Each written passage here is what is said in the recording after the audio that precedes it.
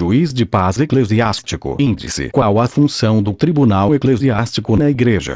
03. Manual do Juizado de Paz. 07. Administração eclesiástica. Função do pastor. 16. Administração eclesiástica. 18. A administração financeira. 25. Síntese de direito eclesiástico. 29. Qual a função do tribunal eclesiástico na Igreja?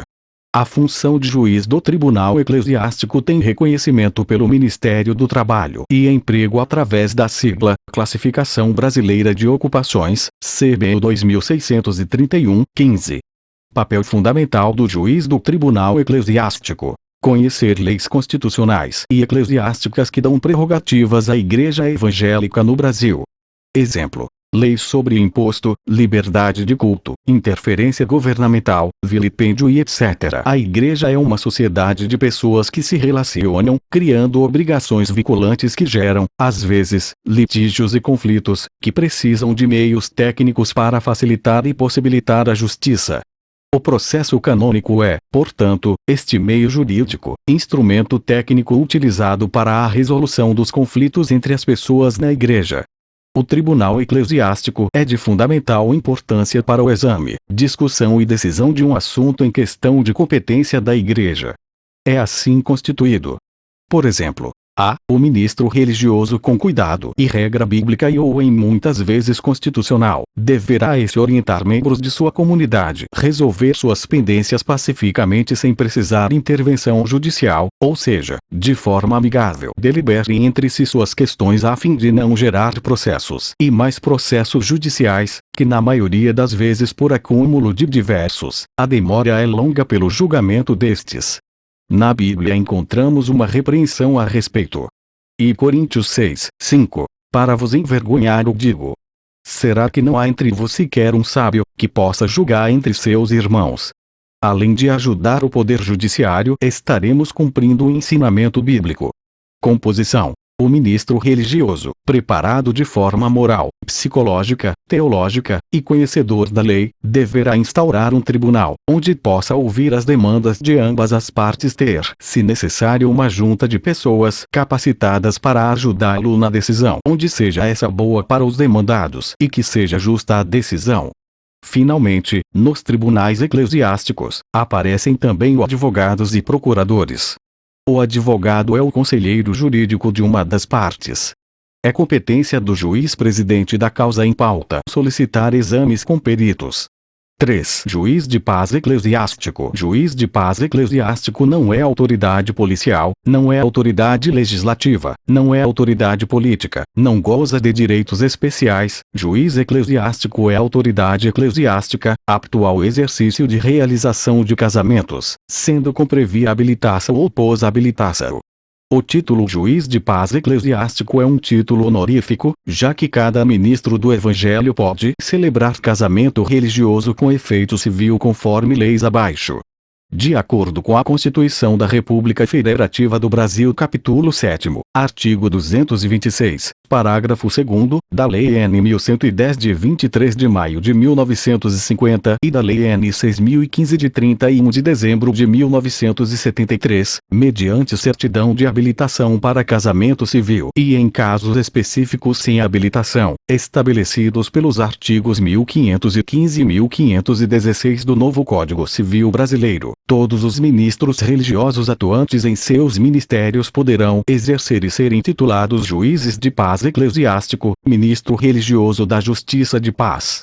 Juiz de paz eclesiástico, ministro religioso da Justiça de Paz. A lei confere aos ministros religiosos o exercício da autoridade civil aos ministros religiosos, pastores, padres, e religiosos assemelhados devidamente credenciados em sua respectiva denominação, a qual deverá se encontrar regularmente inscrita no Cadastro Nacional das Pessoas Jurídicas, CNPJ, desde que se encontrem na condição de membros ativos de uma associação representativa de classe, portadores dos respectivos documentos de identificação. A lei confere a função de ministro religioso da Justiça de Paz, ministro da Justiça de Paz.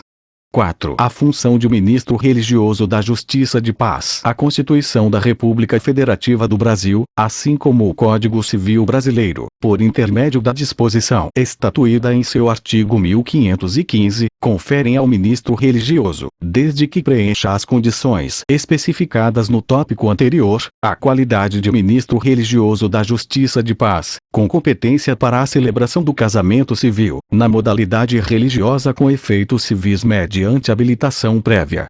Função primordial e de grande reconhecimento inerente a um ministro religioso da Justiça de Paz consubstância-se na possibilidade de celebração do casamento civil, no mesmo ato e momento da celebração do casamento religioso. Ou seja, o pastor, após o término da realização da cerimônia religiosa do matrimônio, em que esteve investido na condição da autoridade religiosa, em ato subsequente, com a permanência dos noivos no altar, assume a autoridade civil, e realiza a celebração do casamento civil, nos termos da lei, perante toda a Igreja. 1. Casamento religioso com efeito civil é aquele que é celebrado fora das dependências do cartório, como igrejas, clubes, associações, praia, etc. Porém, quem preside o ato do casamento não é o juiz e sim a autoridade religiosa, padre, rabino, etc. Da mesma forma que o casamento em cartório, este deve ser realizado de forma pública, a portas abertas durante todo o ato de sua realização. Tarefas dos nubentes. Primeiro passo. Nesta modalidade de casamento, os noivos têm que dar entrada ao processo de habilitação para o casamento no cartório, da mesma forma que as outras modalidades. Após 30 dias, não havendo nenhum impedimento legal, o cartório expedirá um documento chamado Certidão de Habilitação, que deverá ser entregue à autoridade religiosa antes da realização da cerimônia. Segundo passo. Após a realização da cerimônia, os noivos não recebem a certidão de casamento, mas sim um termo de casamento, que precisa ser levado ao cartório num prazo de 90 dias, a contar da data da realização da cerimônia, para registrar o casamento. Caso isso não ocorra, o casamento não fica regularizado no cartório, isto é, os noivos permanecem solteiros. Terceiro passo. Após o casamento, o casal ou a pessoa autorizada deverá levar ao cartório os respectivos documentos expedidos pelo celebrante, a fim de surtir o efeito civil no documento. 5. Tarefas do celebrante. O celebrante deve estar munido com documentos exigidos para evitar constrangimentos para ambas as partes. Vale a pena lembrar que a igreja ou associação deverá ter uma ata própria no livro de registro onde deverá ser assinada pelo celebrante, noivos e testemunhas, e esta mesma ata deve ter as mesmas anotações do termo de casamento. Documentos do celebrante. Termo do casamento em papel timbrado da igreja ou associação.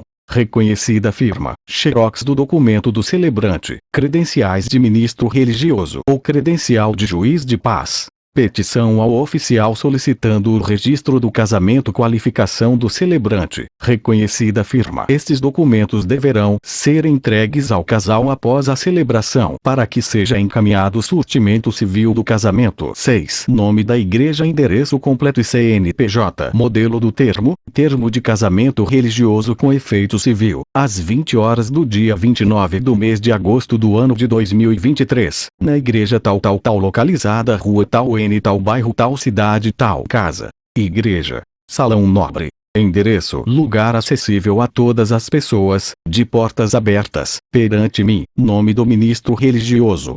E na presença das testemunhas abaixo nomeadas e assinadas todas capazes, após haverem firmado propósito, se casarem livremente e de espontânea vontade, receberam-se em matrimônio pelo regime da comunhão parcial de bens.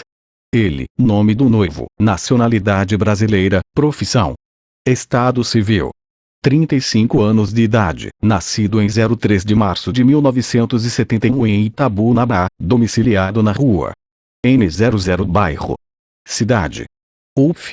Filho de nome do pai e de nome da mãe. Ela, nome da noiva, nacionalidade brasileira, profissão. Estado civil. 35 anos de idade, nascido em 03 de março de 1971 em Itabunabá, domiciliado na rua N00 bairro. Cidade. UF. Filho de nome do pai e de nome da mãe. Os nubentes apresentaram a certidão de habilitação civil nos termos do Código Civil Brasileiros de acordo artigo 1525 incisos 1º, LLL, e viver havendo processo ocorrido os trâmites legais. O edital foi publicado no Diário Oficial do Poder Judiciário em 28 de julho de 2023, 28 de julho de 2023, estando aptos, foi celebrado o ato religioso dos contraentes nomes dos nubentes, que passará a usar o nome que a noiva usará depois de casada. Foi ouvido o BR Curador de Casamento, e homologado pelo MM. Juiz de Direito da Vara de Família e Sucessões desta comarca. E para constar, lavrei esta ata o presente em duas vias, uma neste documento timbrado e outra no livro próprio de registro de casamento. Assinada por mim o celebrante e reconhecido firma, cônjuges e testemunhas. Esposo, esposa, celebrante. O referido é verdade e dou fé. 7 São Paulo SP 29 de agosto de 2012 Testemunhas. Nome, nacionalidade, natural, estado civil, endereço, RG, órgão expedidor, CPF, nome, nacionalidade, natural, estado civil, endereço, RG, órgão expedidor, CPF, nome, nacionalidade, natural, estado civil, endereço, RG, órgão expedidor, CPF, nome, nacionalidade, natural, estado civil, endereço, RG, órgão expedidor, CPF. 8 Petição ao oficial solicitando o registro do casamento ilmo, a, senhor, a, oficial, a, do registro civil das pessoas naturais. Modelo da petição e o nome do celebrante, pastor evangélico da referida igreja onde foi celebrado esse casamento em minhas qualificações. Formado teologia, juiz de paz do Tribunal Eclesiástico e capelão evangélico. Brasileiro, profissão.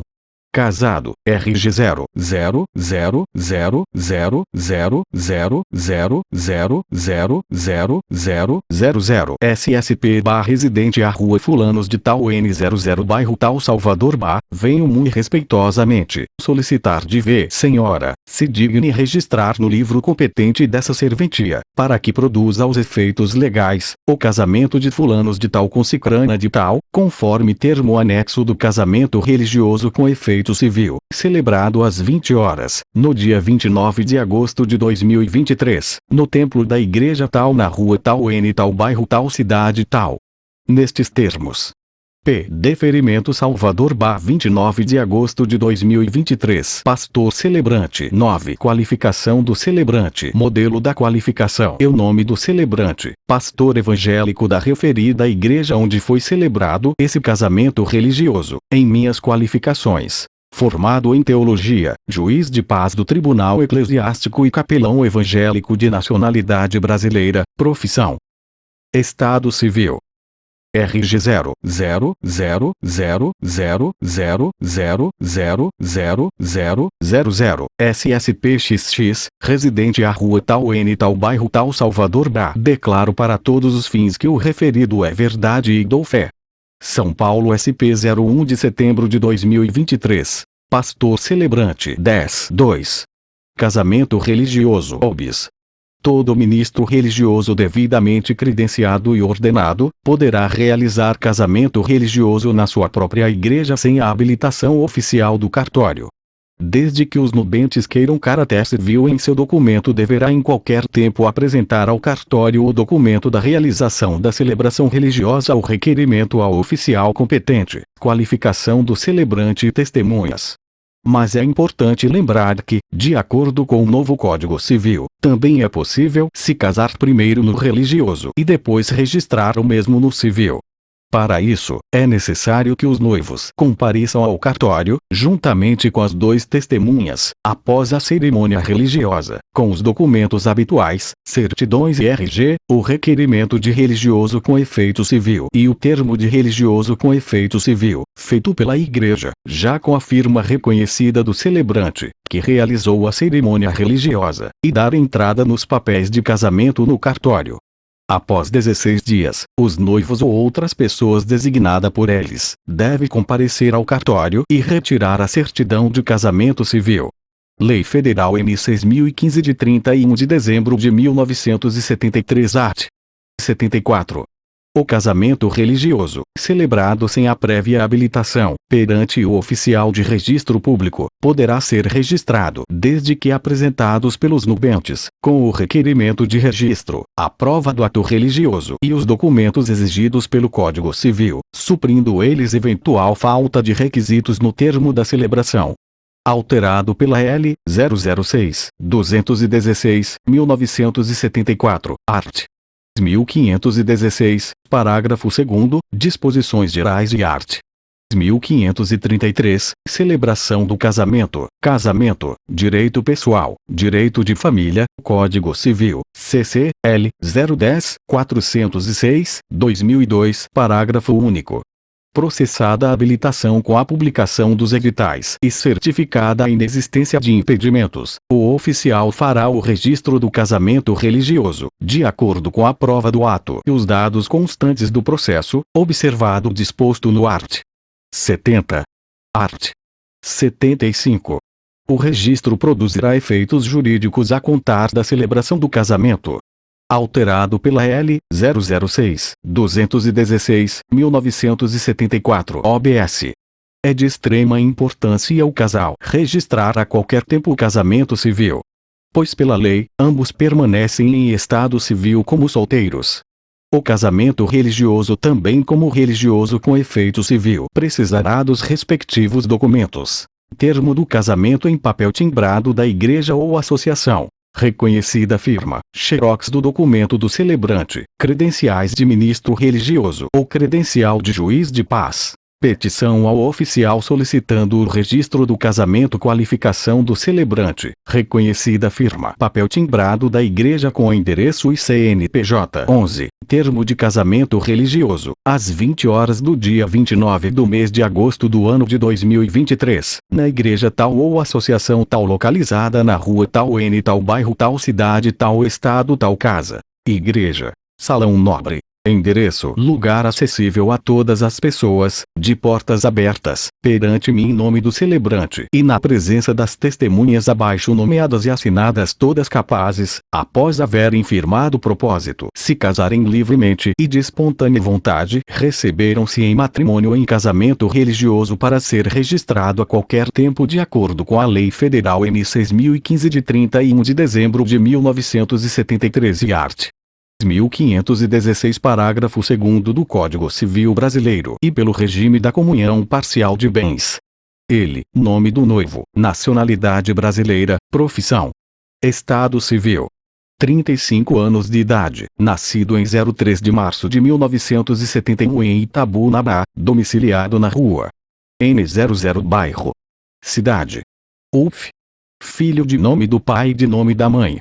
Ela, nome da noiva, nacionalidade brasileira, profissão. Estado civil. 35 anos de idade, nascido em 03 de março de 1971 em Itabunabá, domiciliado na rua N00 bairro. Cidade. UF. Filho de nome do pai e de nome da mãe. Os nubentes deliberaram se casar religiosamente para posteriormente registrar civilmente esse casamento de acordo com as leis vigentes do nosso país nos termos do Código Civil Brasileiro 1516 parágrafo 2º e art. 1533 de acordo artigo estando assim aptos, foi celebrado o ato religioso dos contraentes João de Tal e Maria de Tal, que passará a usar o nome. Foi ouvido Br juiz de paz eclesiástico e pastor o curiador de casamento, o qual mediante a lei celebrou a cerimônia religiosa pelas suas prerrogativas, deixando claro a responsabilidade dos nubentes o registro civil deste documento a qualquer tempo. E para constar, lavrei esta ata o presente em duas vias, uma neste documento timbrado e outra no livro próprio de registro de casamento. Assinada por mim o celebrante e reconhecido firma, cônjuges e testemunhas. Esposo, esposa, celebrante, o referido é verdade e dou fé. São Paulo SP 29 de agosto de 2023 12 testemunhas, nome, nacionalidade, natural, estado civil, endereço, RG, órgão expedidor, CPF, nome, nacionalidade, natural, estado civil, endereço, RG, órgão expedidor, CPF, nome, nacionalidade, natural, estado civil, endereço, RG, órgão expedidor, CPF, nome, nacionalidade, natural, estado civil, endereço, RG, órgão expedidor, CPF. 13. Petição ao oficial solicitando o registro do casamento ilmo, a, senhor, a, oficial, a, do registro civil das pessoas naturais. E o nome do celebrante, pastor evangélico da referida igreja onde foi celebrado paz do Tribunal Eclesiástico e capelão evangélico. Brasileiro, profissão. Casado, RG 00000000000 SSP residente a rua tal N tal, bairro tal Salvador venho muito respeitosamente solicitar de V. Senhora, se digne registrar no livro competente dessa serventia, para que produza aos efeitos legais, o casamento de fulanos de tal e cicrana de tal, conforme a Lei Federal N 6015 de 31 de dezembro de 1973 e art. 1516 parágrafo 2º do Código Civil Brasileiro após haverem firmado propósito se casarem livremente e de espontânea vontade receberam-se em matrimônio ou em casamento religioso para ser registrado a qualquer tempo. O casamento religioso foi celebrado às 20 horas, no dia 29 de agosto de 2023, no templo da igreja tal na rua tal N tal cidade tal. Nestes termos. P. Deferimento São Paulo SP 29 de agosto de 2023 Pastor celebrante 14 Qualificação do celebrante e o nome do celebrante, pastor evangélico da referida igreja onde foi celebrado esse casamento religioso, em minhas qualificações. Teólogo, juiz de paz do Tribunal Eclesiástico e capelão evangélico de nacionalidade brasileira, profissão, tal, estado civil. Casado, RG 000000000 SSP residente a rua tal N tal, bairro tal Salvador Declaro para todos os fins que o referido é verdade e dou fé. São Paulo SP 01 de setembro de 2023 Pastor celebrante 15 Administração eclesiástica Função do pastor A função do pastor Estudo para capacitação de autoridade eclesiástica Apresentação A função do pastor Figura estranha é o pastor. Não tanto pela aparência, terno, gravata e a Bíblia sustentada à altura do peito, mas pela função que exerce. É difícil definir qual é a função exata do pastor. Ele é, no Brasil, um misto de gerente de igreja, conselheiro espiritual, pregador, psicólogo improvisado, teólogo de plantão e administrador de conflitos. Isto quando não é também o zelador da igreja. Nos ouvidos do pastor estoura tudo quanto é problema da igreja e dos irmãos, além das fofocas, intrigas e outras picuinhas. Alvo das maiores exigências morais e intelectuais é também objeto das maiores intransigências. Num pastor não se perdoa facilmente os mesmos erros cometidos por um irmão. O que faz com que pessoas se submetam a essas situações de livre e espontânea vontade? Para alguns, queremos crer que poucos, as inconveniências da função são apenas o preço necessário ao exercício do poder. Para outros, a maioria acreditamos, a única razão pela qual se sujeitam a essas situações é a compulsão irresistível de um chamado de Deus. É uma questão de vocação. Não há lugar onde o vocacionado possa se esconder que esteja longe demais para o chamado de Deus para que ele não ouça. Claro que isso não torna Deus responsável pelas agruras do pastorado. Ao contrário, a consciência da vocação é a força que o faz persistir teimosamente em continuar na função. 16. Na vocação em si não há nada de especial. Ela é igual a qualquer outra vocação no corpo de Cristo, a Igreja. A diferença está no exercício da função, pois cada membro tem o seu papel específico para o desempenho saudável do corpo. Hoje, mais do que nunca, o povo de Deus necessita que seus líderes tenham consciência profunda da vocação para o serviço. Não apenas a liderança, mas o próprio povo é o grande vocacionado para o serviço, o alvo prioritário do chamado de Deus.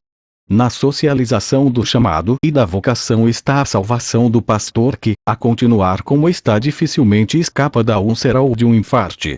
Cremos ser uma das tarefas do pastor trabalhar com seu povo no desenvolvimento dessa consciência para o serviço. Sem a visão de serviço ao próximo, a igreja perde a razão de existir.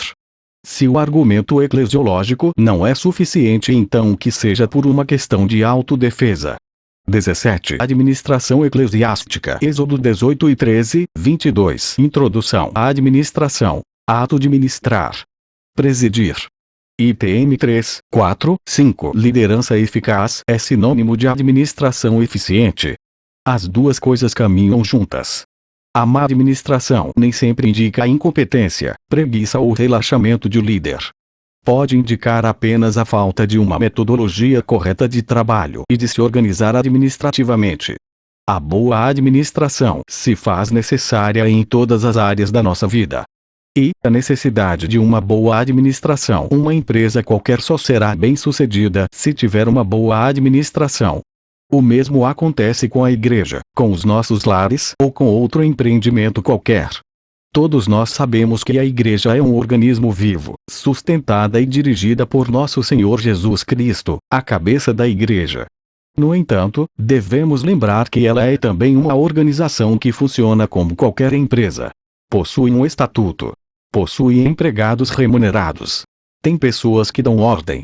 Tem pessoas que recebem ordens. Tem metas a serem alcançadas. Possui bens móveis e imóveis. Possui secretaria. 18. Possui tesouraria. É organizada em departamentos. Presta relatórios estatísticos e contábeis, etc. Eis o porquê da necessidade de uma boa administração. Temos na Bíblia exemplos de administração eficiente. Na criação do universo, GN 1, 31. 2, 2. No conselho de Jetro, Ex 18 e 19, 27. No conselho da congregação ao líder Esdras, Ed 10 e 10, 14. Na obra realizada por Neemias, Ne 2, 7. E em causas de uma má administração está diretamente relacionada com seu líder. Dentre muitas causas existentes, apontaremos apenas duas. 1. Líder exclusivista, porque te assentas só. V14. A pergunta feita pelo sogro de Moisés é óbvia. A. Moisés andava tão ocupado que não tinha tempo nem para sua família, quis deixar aos cuidados do sogro. Ex 18, 7. B. No meio de uma congregação de milhares de homens capacitados, Moisés assentou-se só para resolver todas as questões. Ex 18 e 14. C. Filas enormes, como as que temos visto nas repartições públicas, e o povo sem atendimento.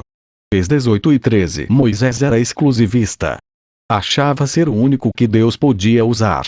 Era o único capaz. 2. Líder centralizador, é porque este povo vem a mim para consultar a Deus. V15, 19. Moisés era o culpado desta grande desordem e ineficiência no atendimento às pessoas, pois centralizou todas as causas, grandes e pequenas, em torno de si. É porque este povo vem a mim. O povo não tinha outra alternativa. E evidências de uma má administração. Muitas vezes criticamos o governo pela má administração do país. Cobramos das repartições públicas maior agilidade no atendimento. No entanto, nos esquecemos de melhorar nossa própria administração dentro das igrejas. Jetro pôde detectar a causa básica do problema na forma como Moisés conduzia a congregação. 1. Morosidade. O povo estava em pé diante de Moisés desde a manhã até a tarde.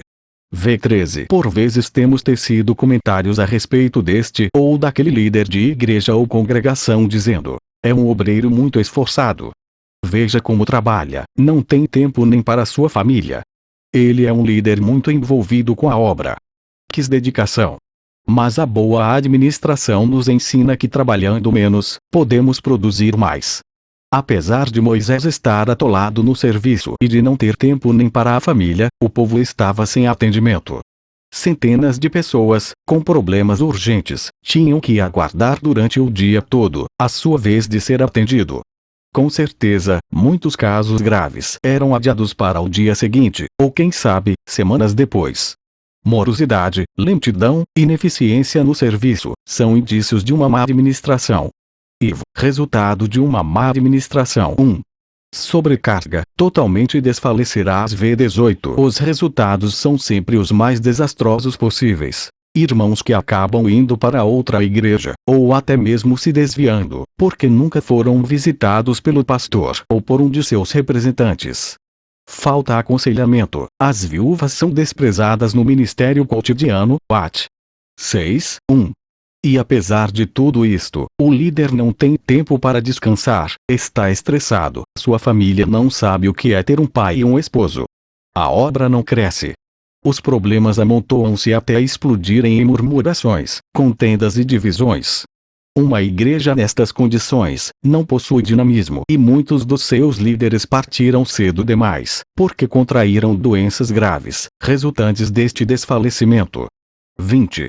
A boa administração. Ficamos impressionados quando lemos: vendo pois a rainha de Sabá toda a sabedoria de Salomão, e a casa que edificara, e a comida da sua mesa, e o assentar de seus servos, e o estar de seus criados, e os vestidos deles, e os seus copeiros, 1 Rs 10, 4, 5a, mas esquecemos que podemos tirar deste texto um ótimo exemplo de administração.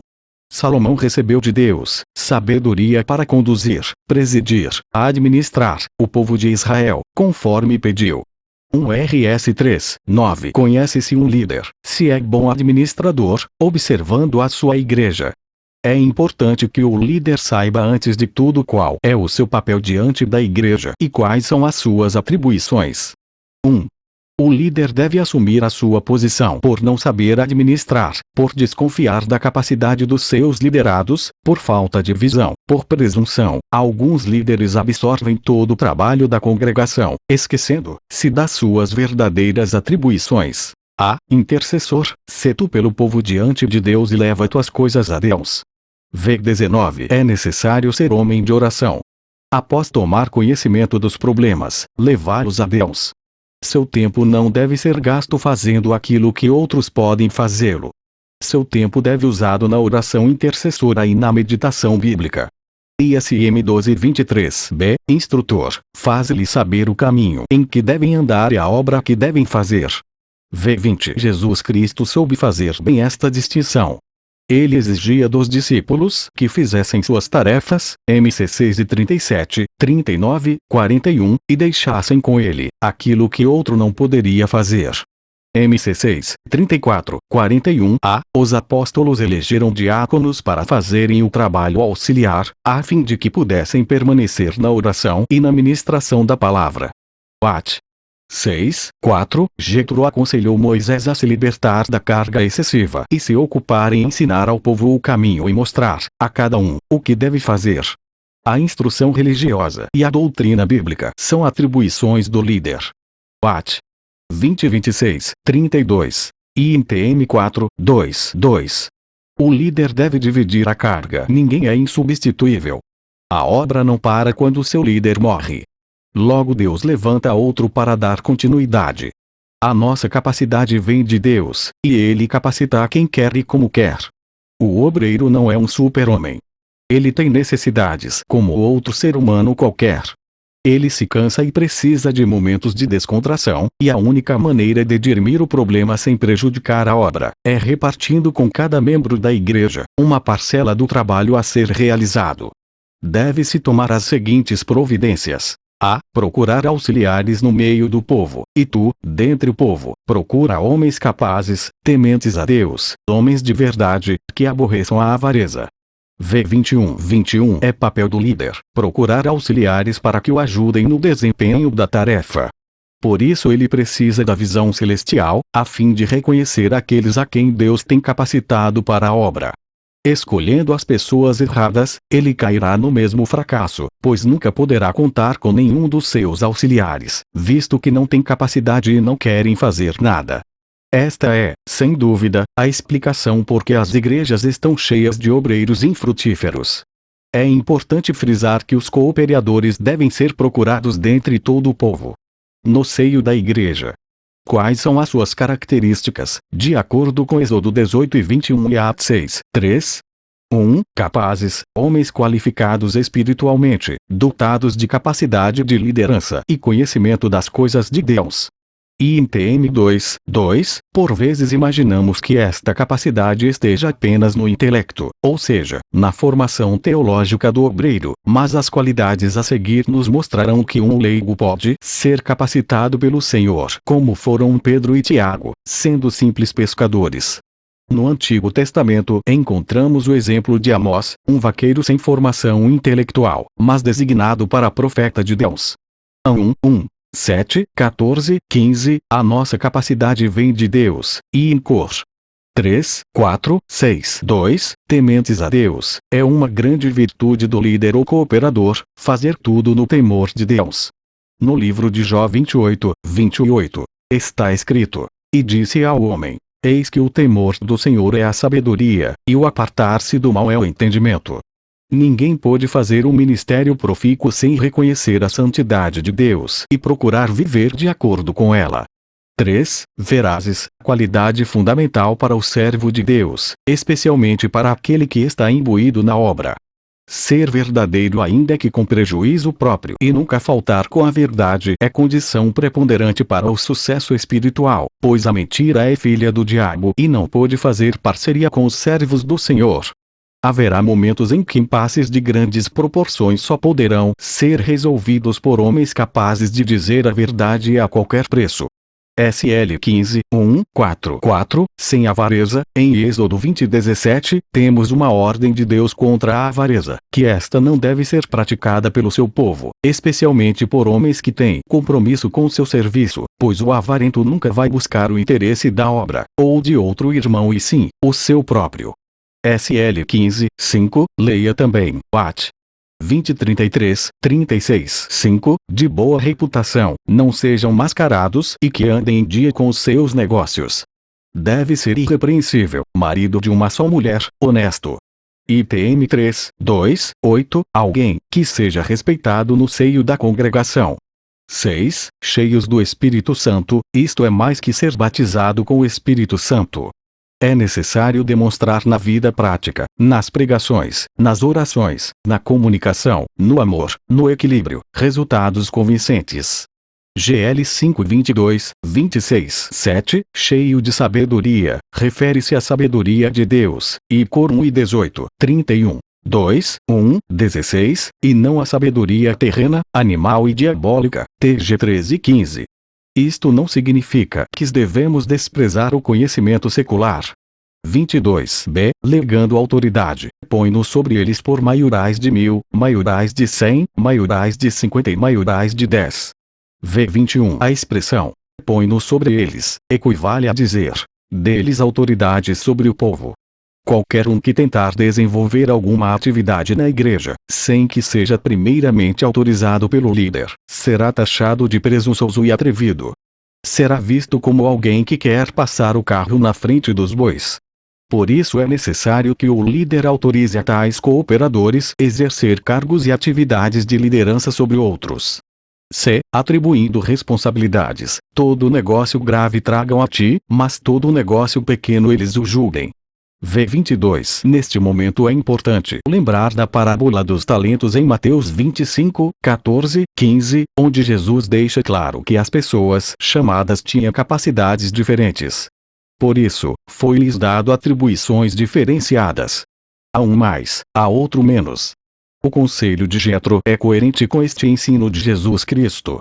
Ele diz para Moisés distribuir cargos de lideranças de maneira diferenciada. Maiorais de 1000, maiorais de 100, maiorais de 50 e maiorais de 10. Em tudo o que foi dito, o mais importante é lembrar que administrar bem é repartir a carga com outros cooperadores, de maneiras que a obra seja realizada satisfatoriamente. Vejamos o conceito de alguns personagens bíblicos em relação à obra de Deus. A. Jetro, negócio muito difícil, Êxodo 18:18. B. Neemias, uma grande obra. Né 6:3. C. Apóstolos, importante negócio. Atos 6:3. D. Paulo, excelente obra. IPM 3:1. V. Resultados de uma boa administração. São inúmeros os resultados benéficos, emergentes de uma boa administração. Além de promover maior dinamismo na obra, os membros se sentem mais confiantes na liderança, pois veem suas reivindicações atendidas no tempo certo. E por último, 1. O líder fica mais aliviado, a ti mesmo te aliviarás da carga. V22. O líder aliviado das pressões dos grandes problemas, que são comuns a grandes obras, tem mais tempo para refletir, para orar, para meditar na palavra de Deus. Consequentemente, melhorará as suas pregações e os seus ensinos bíblicos, acarretando em maior aprendizado para todos. 23. Os grandes problemas serão trazidos pelos cooperadores ao líder, e os problemas menores eles mesmos solucionarão. 2. Os liderados tornam-se mais participantes, eles a levarão contigo. V22. A união faz a força. 3 pedreiros trabalhando juntos levantarão com maior eficiência, menos esforço e em tempo mais reduzido uma casa, do que um só pedreiro, por mais habilidoso e capaz que seja. Uma igreja bem administrada torna-se uma igreja operosa. ITS 1:3, pois todos têm a oportunidade de participar. O dinamismo e o sucesso são garantidos. Conclusão: aprendemos com os conselhos de Jetro. Foram conselhos sábios, orientados pelo próprio Deus, e que funcionaram. Se você, irmão, está nessa situação, mude a sua história, mudando a sua maneira de administrar a obra.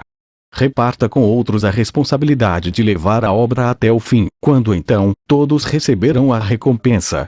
1 Cor. 3, 13, 14. 15, 58, 24. A administração financeira. A administração. Administrar é: 1. Gerir negócios. Governar, reger, administrar, conferir, aplicar. 2. Dirigir uma organização utilizando técnicas de gestão para que esta alcance seus objetivos de forma eficiente, eficaz e com responsabilidade social e ambiental. Lacombe, 2003, p. 4, diz que a essência do trabalho do administrador é obter resultados por meio das pessoas que ele coordena. Drucker, 1998, p. 2, diz que administrar é manter as organizações coesas, fazendo-as funcionar. Administrar envolve a elaboração de planos, pareceres, relatórios, projetos, arbitragens e laudos, em que é exigida a aplicação de conhecimentos inerentes às técnicas de administração. Funções administrativas. Fayol foi o primeiro a definir as funções básicas do administrador: planejar, organizar, controlar, coordenar e comandar, POC. Atualmente, sobretudo com as contribuições da abordagem neoclássica da administração, em que um dos maiores nomes é Peter Drucker, os princípios foram retrabalhados e são conhecidos como planejar, organizar, dirigir e controlar, PODC. Ressalte-se, então, que destas funções as que sofreram transformações na forma de abordar foram comandar e coordenar, que hoje chamamos de dirigir, liderança. Atualmente, as principais funções administrativas são: fixar objetivos, planejar, analisar, conhecer os problemas, solucionar problemas, organizar e alocar recursos, recursos financeiros e tecnológicos e as pessoas, comunicar, dirigir e motivar as pessoas, liderar, negociar, tomar as decisões, mensurar e avaliar, controlar. Princípios de um bom administrador: saber utilizar princípios, técnicas e ferramentas administrativas, saber decidir e solucionar problemas, saber lidar com pessoas, comunicar eficientemente, negociar, conduzir mudanças, obter cooperação e solucionar conflitos. Ter uma visão sistêmica e global da estrutura da organização, ser proativo, ousado e criativo, ser um bom líder. 25. Gerir com responsabilidade e profissionalismo. Qual o propósito de Deus para a minha vida? GN 17, 1. Que eu seja perfeito. É preciso que nas coisas práticas e menores, eu seja perfeito. Não adianta só ter um chamado ou um ministério, é preciso saber administrar o que Deus coloca em nossas mãos. Podemos ser tremendos em todas as áreas, mas se não soubermos mexer com dinheiro, seremos um escândalo. Quando pegarem dinheiro, a primeira coisa que se deve fazer é primiciar e dizimar. Porque estamos sempre em dificuldades financeiras? Por não ser dizimista. A prosperidade está na minha forma de pensar. O que eu penso, eu tenho. O que não significa que seja imediato. A vida financeira é uma questão de fé e também de administração. O pastor é o sacerdote de sua comunidade, não só da igreja. E é o sacerdote quem decide a condição financeira da comunidade, bairro. O que vai acontecer no bairro que estou como pastor? Sou eu quem determino e governo o bairro, as pessoas crentes e não crentes. Prosperidade não significa riqueza, significa que tenho tudo o que preciso. LC 6:38, quando faço um ofertório, fico preocupado com quanto vai entrar no caixa da igreja e esta motivação é errada. A motivação certa é a que o povo será abençoado. Há uma doença em nosso espírito e caráter chamada avareza. Avareza é um princípio do mundo dentro da igreja. Poupar é diferente de reter. Quando vou ofertar, a primeira coisa que devo fazer é perguntar a Deus o que e quanto vou ofertar. Oferta é semente e no momento certo vamos colher. Quanto mais eu for liberal no dar, mais vou ter o que receber. O generoso tem com abundância, eu tenho que dar mediante uma revelação do Espírito. Práticas de administração. 1. Corrija sua linguagem, vigie sua língua. É preciso ter uma linguagem em relação ao dinheiro seja correta. Vigiar com palavras que amarrem o dinheiro, como por exemplo, eu não tenho dinheiro, sou pobre, eu sou de família pobre etc. O que falo o diabo pega. 2. Passe a usar uma linguagem correta. 3. Tudo no tempo certo ou no tempo de Deus. Dar é o cura a avareza. Quando estamos curados ou não somos avarentos? Quando dar não dói. Quando parar de doer estou curado. 4. Nunca gaste tudo o que ganhou. 26. Se você ganhar R$100, 00, dê R$13, 00 de primícias mais R$8, 70 de dízimo. Valor total R$21,70. Quanto posso gastar? Qualquer valor desde que inferior a R$78,30. 5. Poupar, PV. 13:22 devemos deixar herança para os nossos netos. Tenho que poupar 40 anos, meus filhos mais 40 e assim sucessivamente. A sugestão do PR. José Rodrigues é que poupemos 5% do que ganhamos, tendo já tirado o dízimo e as ofertas. Poupando $20 por mês, corrigido a 1% ao mês, no final de 40 anos teremos $200 mil. Como princípio é uma maldição pedir dinheiro emprestado. Deus nos dá o suficiente para vivermos a cada dia, se não tem dado é porque não tenho sido um bom mordomo ou administrador. Administração eclesiástica. Introdução. Visa cuidar da igreja como instituição e de nós como corpo de Cristo. ES 3:5, JS 5:15, EC 5:1, HC 2:20. Saia de casa para o templo em orando em espírito. Ser pontual para o culto. Ao chegar na igreja, orar e esperar reverentemente o início do culto. Não ficar de conversas alheias no culto. Manter-se em silêncio lendo a Bíblia. Evitar conversações durante o culto, principalmente durante o culto. Fazer de tudo para participar do culto. Hora de orar é hora de orar. Hora de louvar é hora de louvar. Participar de todos os momentos do culto. Oração, louvor, oferta e etc. Se for lhe dada a oportunidade para orar, cantar, uma saudação, testemunhar ou pregar. Fazer com sabedoria dentro dos critérios. A. Procure cantar louvando e adorando ao Senhor. B. Na oração procure objetivar o sentido da mesma. C. Quando na saudação seja simpático e claro, atendendo tão somente na alegria da saudação, somente 3 minutos. D. No testemunho simples externe a satisfação que motiva o momento com objetividade, nunca ultrapasse 10 minutos. E, em um testemunho mais profundo procure a liderança a fim de combinar o assunto, se for o caso suprimir a pregação. F. Quanto ao pregar procure ser claro e objetivo, dentro do tema desenvolvido no culto.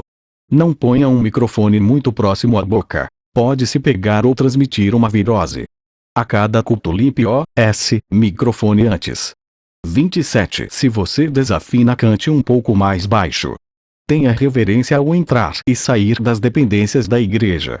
OBS. Em qualquer oportunidade de expressão, faça com simpatia evite palavras engraçadas, piadas, agressões, críticas e lamentações.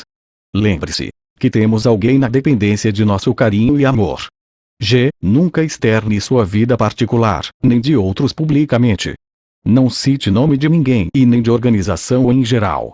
H. Evitar ficar entrando e saindo do templo, principalmente na hora da pregação. I. Manter seus filhos perto de você ou à distância de sorte que possa repreendê-lo. J. Ficar orando no momento do apelo, orando em espírito. K. Nunca saia do culto antes da oração final e da bênção apostólica. L. Evite sair do templo correndo, antes, durante e depois do culto. Lembre-se que o templo é a casa de Deus.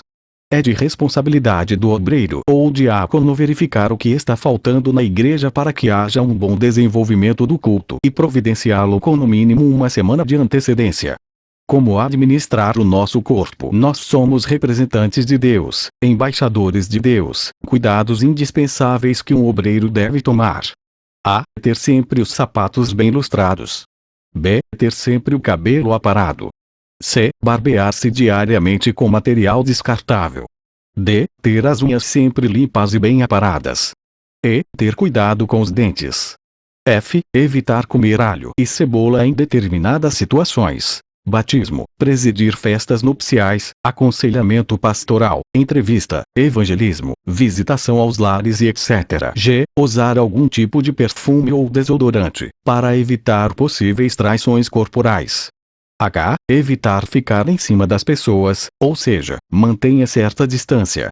I. Combinar com gosto suas meias e gravatas com a roupa que veste. J. Não usar roupas coladas no corpo.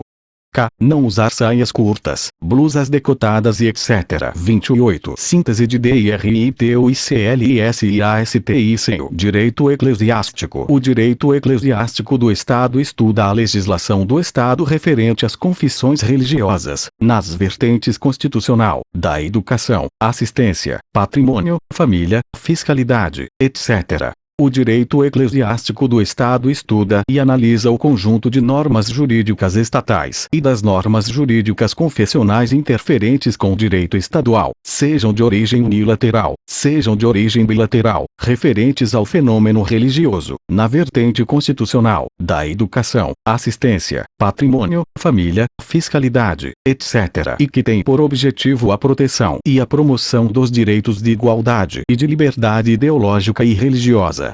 Até o século XI o direito eclesiástico moldava-se e funcionava em estreita simbiose com a teologia. Os concílios publicavam tanto decretos doutrinários como cânones que regulavam a vida da Igreja. Ao formular a doutrina teológica, os padres abordavam diversas questões mais ou menos legais, como por exemplo a instituição do carisma, da lei da liberdade, ou da autoridade e da obediência. Dedicavam grande atenção ao relacionamento com os pecadores públicos e à questão dos serviços da Igreja, isto é, às suas estruturas. O dinâmico desenvolvimento da teologia e do direito levou no século XI à separação dessas duas áreas de conhecimento e à sua transformação em disciplinas autônomas. Em Bolonha, a partir de 1088, granjeou fama europeia a Faculdade de Direito, ao passo que Paris tornou-se a meca dos adeptos da teologia. Estranhamente, o método especulativo da escolástica contribuiu para o desenvolvimento do direito, e a técnica das disputas, adotada entre os juristas, penetrava no ambiente dos teólogos. Ambas as áreas de ciência eclesiástica, jovens quanto à sua autonomia, fortaleciam-se graças aos seus campeões, Pedro Lombardo e Graciano. Os 4 livros das sentenças de Lombardo tornaram-se no decorrer dos séculos um manual acadêmico nas faculdades de teologia. O engenhoso monge que com o nome de Graciano entrou para sempre na história das ciências jurídicas e da cultura do Ocidente reuniu num todo acorde as coleções de leis muito numerosas, e por isso muitas vezes de difícil acesso, possibilitando a eficiência dos estudos eclesiástico-jurídicos. A fascinação com as próprias disciplinas levou com o tempo a uma separação um tanto prejudicial, porque exageradamente radical, e a falta de cooperação.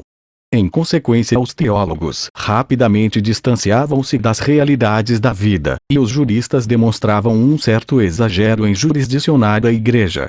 29. Após a queda do Estado da Igreja em 1870, quando a Igreja estava ameaçada de perder a sua independência, indispensável para o cumprimento da sua missão específica, os juristas argumentavam com determinação que a Igreja é uma sociedade perfeita, e por isso lhe cabe a autonomia legal. Essa tendência era acompanhada por uma determinada visão da Igreja de caráter teológico, ou antes de legalidade exterior, que encontrou a sua expressão madura nos documentos de Pio IX, e especialmente de Leão Chieri, Enc. Immortale Dei de 1885.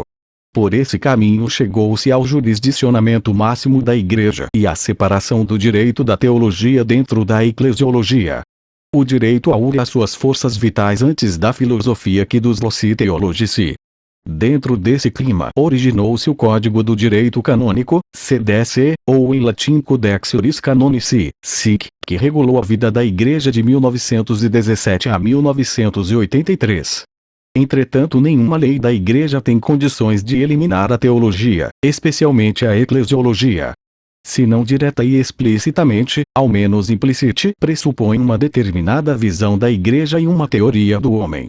Além disso, o Código de Direito Canônico de 1917 aborda temas que ex-professo são tratados pela teologia: os sacramentos, a autoridade na Igreja, o relacionamento entre o clero inferior e superior e entre o clero e os leigos, as ordens religiosas ou o culto. A nova estrutura estatutária no direito eclesiástico nos termos da Lei 10.825/03 desde 1916, quando foi promulgada a Lei 3.071 de 1º de janeiro de 1916, mais conhecida como Código Civil. As igrejas, embora organismos extremamente específicos, eram obrigadas a se sujeitar às normas direcionadas às associações para estabelecerem seus critérios de organização.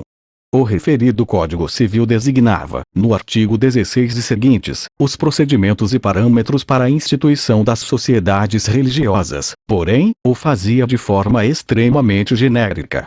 Com o advento da promulgação do novo Código Civil, em 10 de janeiro de 2002, as organizações religiosas chegaram a acreditar que vivenciariam algo novo no que tange à organização documental e organização prática de suas igrejas.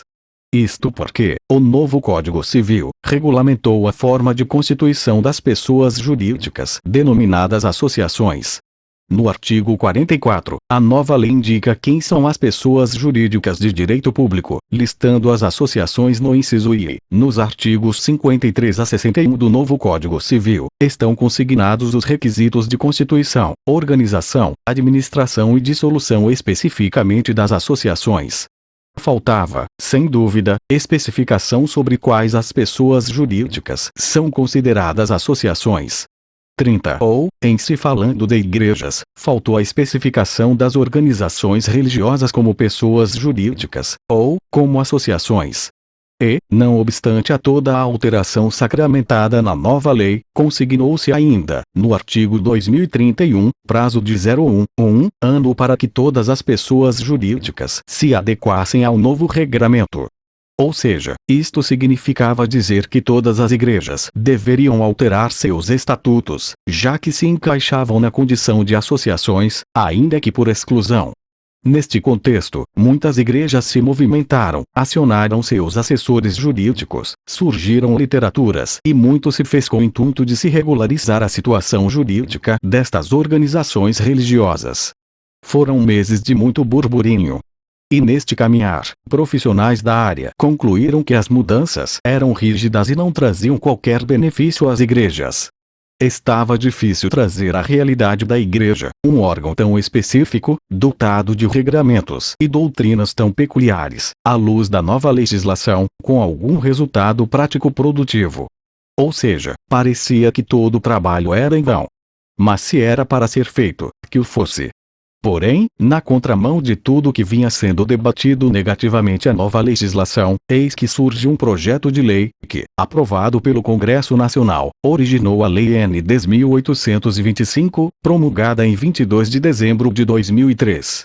Tal lei deu nova redação aos artigos 44 e 2031 do novo Código Civil, definindo que, art.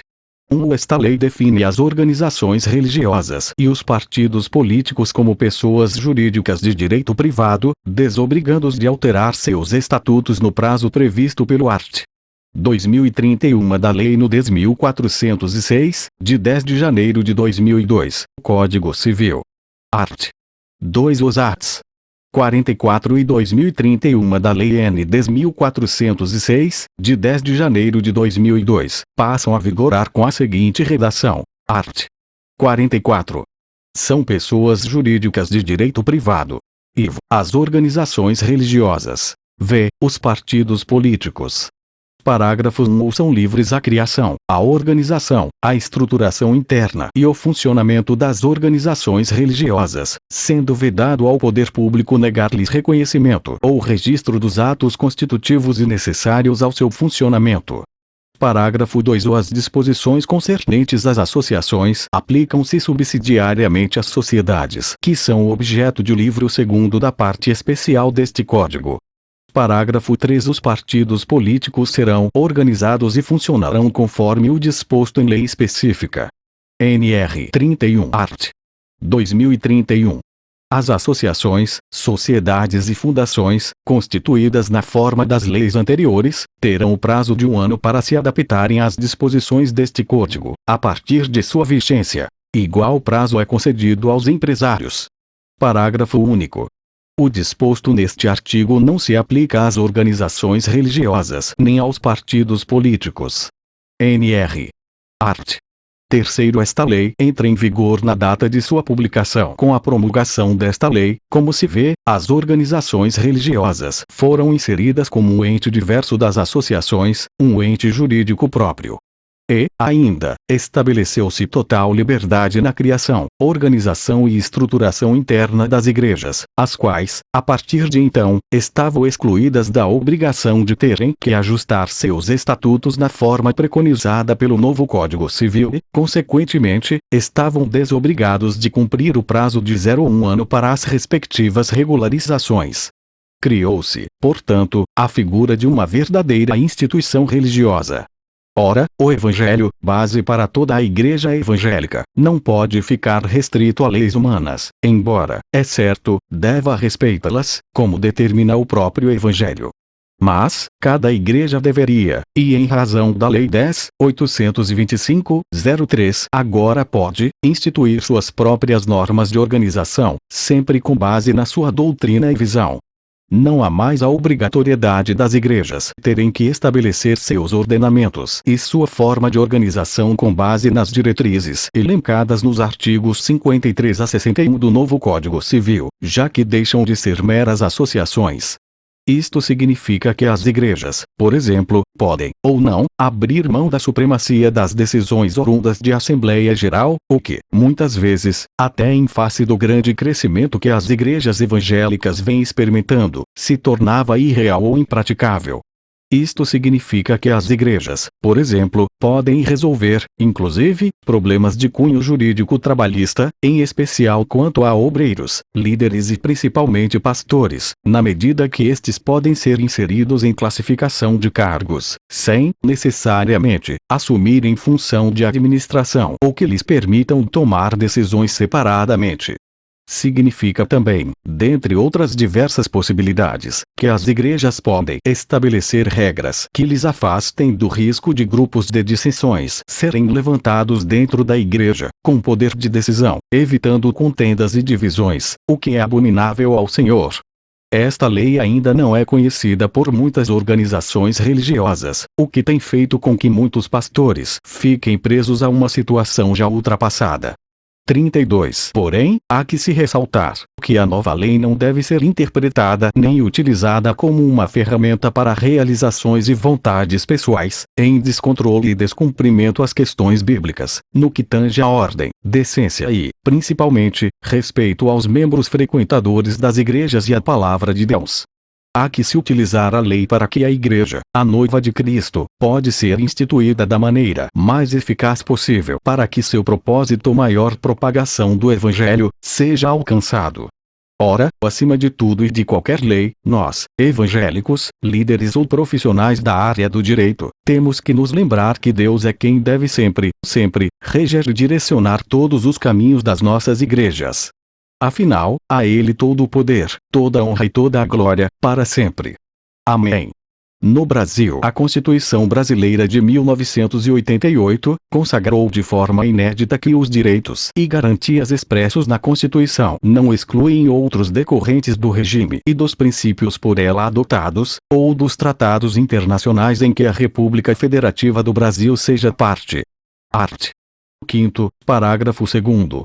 Assim, os direitos garantidos nos Tratados de Direitos Humanos ratificados pelo Brasil integram a relação de direitos constitucionalmente protegidos. A Constituição Federal consagra como direito fundamental a liberdade de religião, prescrevendo que o Brasil é um país laico. Com essa afirmação queremos dizer que, consoante a vigente Constituição Federal, o Estado deve se preocupar em proporcionar a seus cidadãos um clima de perfeita compreensão religiosa, proscrevendo a intolerância e o fanatismo. Deve existir uma divisão muito acentuada entre o Estado e a Igreja, religiões em geral, não podendo existir nenhuma religião oficial, devendo, porém, o Estado prestar proteção e garantia ao livre exercício de todas as religiões. A Constituição Federal, no artigo 5º, estipula ser inviolável a liberdade de consciência e de crença, assegurando o livre exercício dos cultos religiosos e garantindo, na forma da lei, a proteção aos locais de culto e às suas liturgias. O inciso 7º afirma ser assegurado, nos termos da lei, a prestação de assistência religiosa nas entidades civis e militares de internação coletiva. O inciso 7º do artigo 5º estipula que ninguém será privado de direitos por motivo de crença religiosa ou de convicção filosófica ou política, salvo se as invocar para eximir-se de obrigação legal a todos imposta e recusar-se a cumprir prestação alternativa, fixada em lei. O artigo 19, veda aos estados, municípios, à União e ao Distrito Federal o estabelecimento de cultos religiosos ou igrejas, embaraçar-lhes o funcionamento ou manter com eles ou seus representantes relações de dependência ou aliança, ressalvada, na forma da lei, a colaboração de interesse público. 33. O artigo 150, veda à União, aos Estados, ao Distrito Federal e aos municípios a instituição de impostos sobre templos de qualquer culto, salientando no parágrafo 4º do mesmo artigo que as vedações expressas no inciso 6º, alíneas B e C, compreendem somente o patrimônio, a renda e os serviços, relacionados com as finalidades essenciais das entidades nelas mencionadas. O artigo 120 assevera que serão fixados conteúdos mínimos para o ensino fundamental, de maneira a assegurar a formação básica comum e respeito aos valores culturais e artísticos, nacionais e regionais, salientando no parágrafo 1º que o ensino religioso, de matéria facultativa, constituirá disciplinados horários normais das escolas públicas de ensino fundamental. O artigo 213 dispõe que os recursos públicos serão destinados às escolas públicas, podendo ser dirigidos a escolas comunitárias, confessionais ou filantrópicas, definidas em lei, que comprovem finalidade não lucrativa e apliquem seus excedentes financeiros em educação e assegurem destinação de seu patrimônio a outra escola comunitária, filantrópica ou confessional, ou ao poder público, no caso de encerramento de suas atividades. Salientando ainda no parágrafo 1º que os recursos de que trata este artigo poderão ser destinados a bolsas de estudo para o ensino fundamental e médio, na forma da lei, para os que demonstrarem insuficiência de recursos, quando houver falta de vagas e cursos regulares da rede pública na localidade da residência do educando, ficando o poder público obrigado a investir prioritariamente na expansão de sua rede na localidade. O artigo 226, parágrafo 3º, assevera que o casamento religioso tem efeito civil, nos termos da lei. Direito em relação ao evangelismo. Por isso, não há que se falar em ilegalidade na evangelização, desde que esta não afronte esses dois preceitos constitucionais, sobretudo no respeito a qualquer grupo religioso. Eis que o mesmo sistema legal que concede a liberdade religiosa, nos obriga a respeitar os objetos, liturgias e locais de culto, sendo crime punido pelo Código Penal brasileiro, artigo 208, impedir ou perturbar cerimônia ou prática de culto religioso, vilipendiar publicamente ato ou objeto de culto religioso. 34. Não perca a oportunidade e emita agora sua juiz de paz. A credencial garante livre exercício da atividade legal. Para emitir sua credencial, acesse o link da sala de aula virtual abaixo. Sala de aula virtual. Na sala de aula virtual, clique no menu de serviços Emitir credencial. Assinatura do diretor. Legislação pertinente. Sua foto. Validação QR Code.